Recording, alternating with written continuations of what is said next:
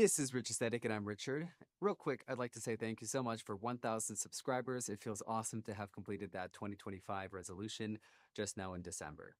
Now, for 2026, let's take a look at how to import our data from version 1.0 to version 2.0 of the Apple Numbers Personal Finances Planner. We're going to start with our transactions history, so I suggest having both version 1.0 and version 2.0 up on your screen side by side like I do. On the left side, I have my version 1.0, and on the right side, I have my version 2.0, and they'll be like that for the duration of this video. The bulk of the data is in the transactions table, which is why we're going to do that first. So first, I'm going to click into the transactions table on both versions of the sheet, and then I'm going to open up the format inspector. To do that, click on the paintbrush, or you might even see the paintbrush with the word format underneath it in the top right-hand corner of the Apple Numbers window. Then I'm going to click on the table tab on both so that I can see how many rows, and this is more important on the version 1.0. So in my version 1.0, I have 438 rows and only 5 on my version 2.0.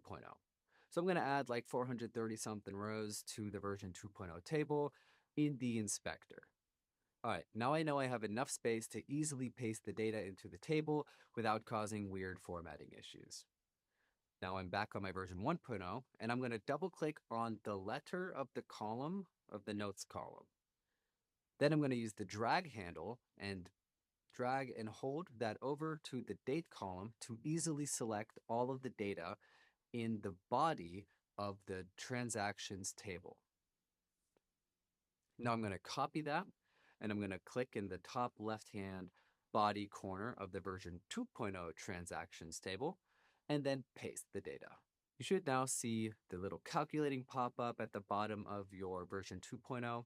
I'm going to click over to the dashboard, and after the calculating is done, we should see the dashboard is starting to look somewhat similar to the version 1.0 dashboard.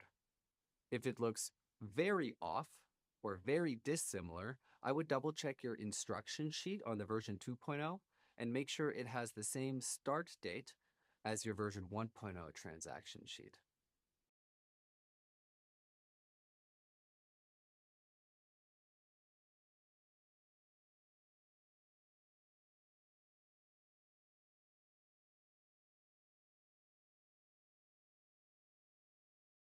Now that we're done with the real transactions, let's move over our virtual transactions. Back on the transaction sheet on both versions, scroll on over to the right or right-click on the transactions sheet name and then click on virtual. This is the name of the table, and it'll pop you right on over to where the virtual table is. Again, let's compare the row count and then add the necessary rows to the version 2.0 virtual table. And like before, double-click the rightmost column and then move the drag handle over to select all of the body data in the version 1.0 virtual table. Copy, and then paste that into the version 2.0 virtual table. If you haven't caught on, the process is generally to find the same table in both the version 1.0 and version 2.0 sheets, and then to copy and paste the data over. So we have 2 more tables left, and both of them are on the credit sheet, the credit score history table and the credit utilization rates table. First, we're going to do the credit score history. Like before, we're going to select all of the data in the body of the table and then paste that into the table on the version 2.0 sheet.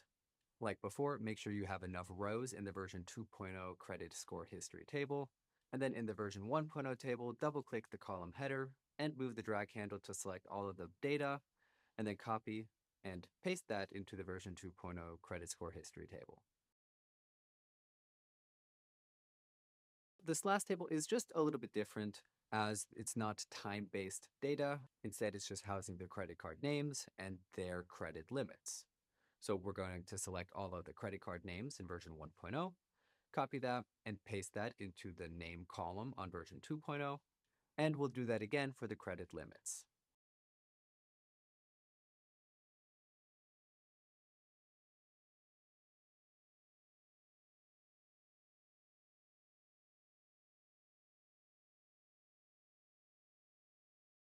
Now, back on the dashboard, things should be looking much more similar than before, especially if you had to change the date.